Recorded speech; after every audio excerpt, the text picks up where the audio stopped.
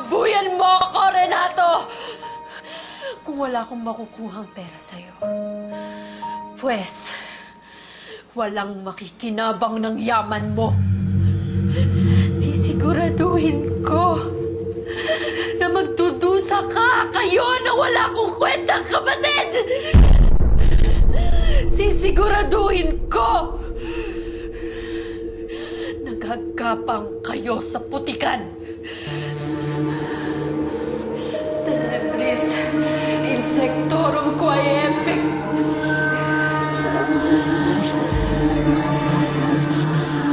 Quae kimperaveric. Facere mea. Tenebris insectorum quae kimperaveric. Facere mea.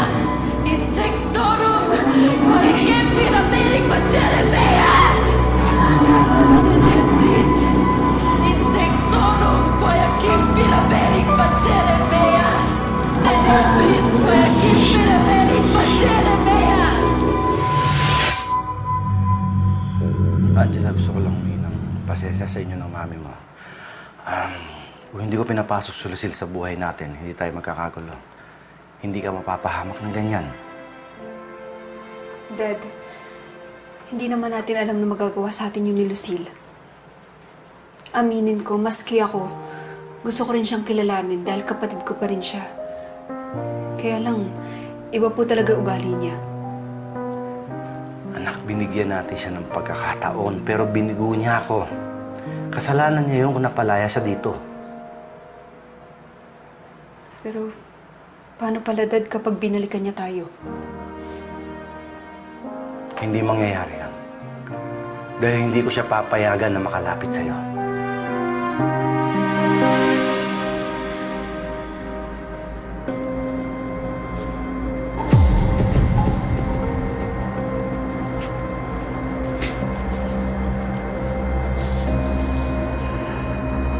Magdudusa ka, Renato. Pagsisisihan mo na nabuhay ka dito sa mundong ito!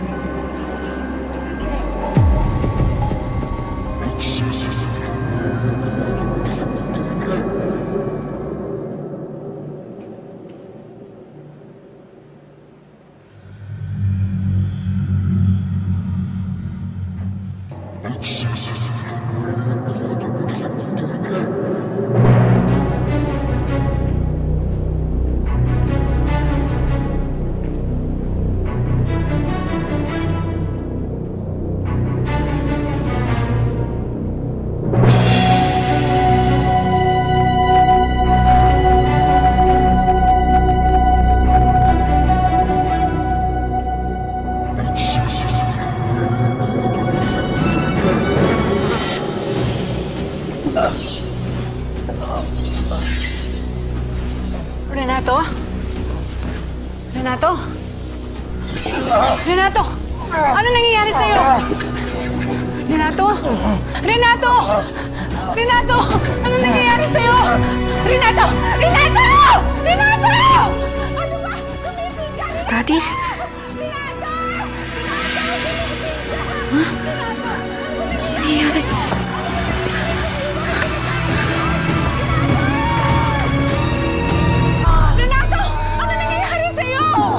Renato! Daddy! Ano nangyari kay Daddy? Hindi ko alam. Pag-isip ko na lang ganito na siya. Dad! Renato! Dad, gising kayo, Dad! Dad, gumising ka! Renato! Dad! Renato! Renato! Dad! Renato! Dad, gumising ka, Dad! Dad! Dad!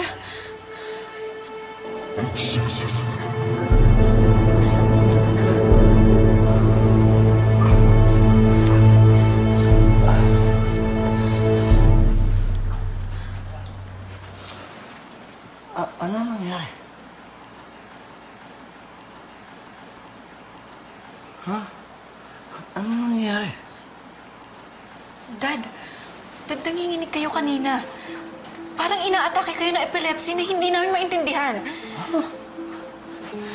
Renato, dadaling ka namin sa ospital. Sandali. Hindi ako dadalhin sa ospital. Wala naman akong nararamdamang kakaiba. Ano ba nangyari sa inyo?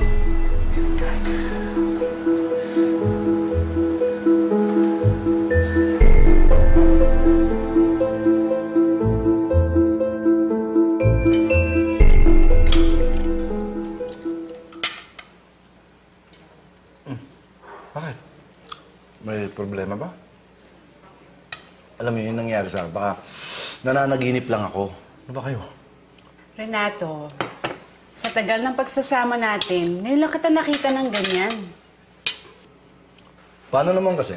Lagi ka nang unang natutulog sa akin. Kasi humihilik ako, di ba? Ano ba? Dad, mas maganda siguro kung magpunta na tayo sa doktor. No, I'll be fine. Kaya mag-alala. Okay ako. Oh, sige. Para makampante kayo, kung may mararamdaman akong kakaiba sa sarili ko, ako mismo ang magdadala sa ospital. Okay ba sa inyo?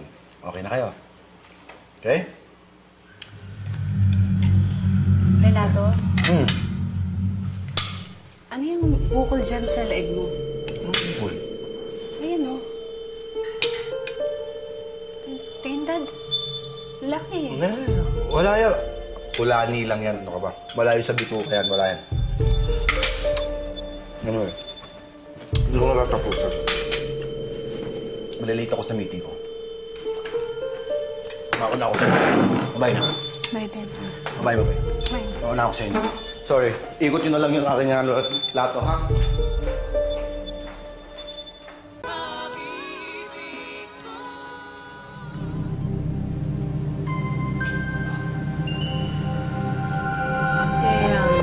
Hecatex Sodi, orazione meo. Volo Renato Alonso Pati. E funda spiritum meo. Supereo modium. Sic fiat semper.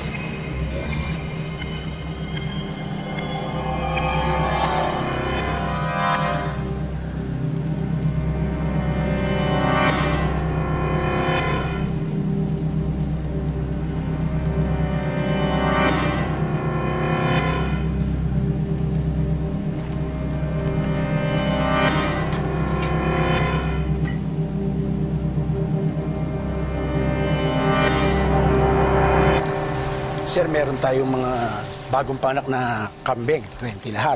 Tapos by next week, meron pa ulit 10. Good news. Okay yun. Good. Sir Renato, excuse me po. Yung supervisor po na kumukuha ng gatas, gusto po kayo makausap. Oh, sige, susunod ako. Sige po. Martin, ikaw muna bahala dyan, ha? Usapin ko lang to.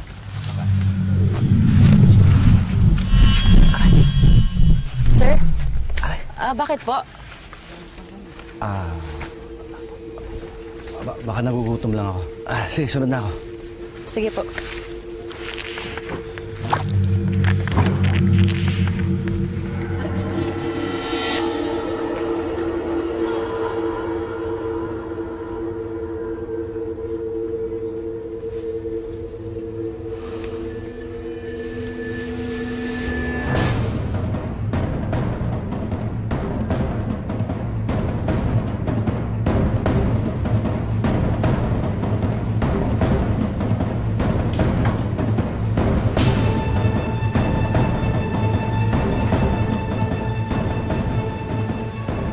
Gusto mong saktan ang isang tao, gamitin mo yan. Tusukin mo lang ang parte ng katawan na gusto mong sumakit. At tatandaan mo, tuloy-tuloy lang ang pagbibigay ng orasyon. Halika na, Renato. Kumain na tayo. Alam mo, masarap tong niluto ko. Ito na, sandali lang.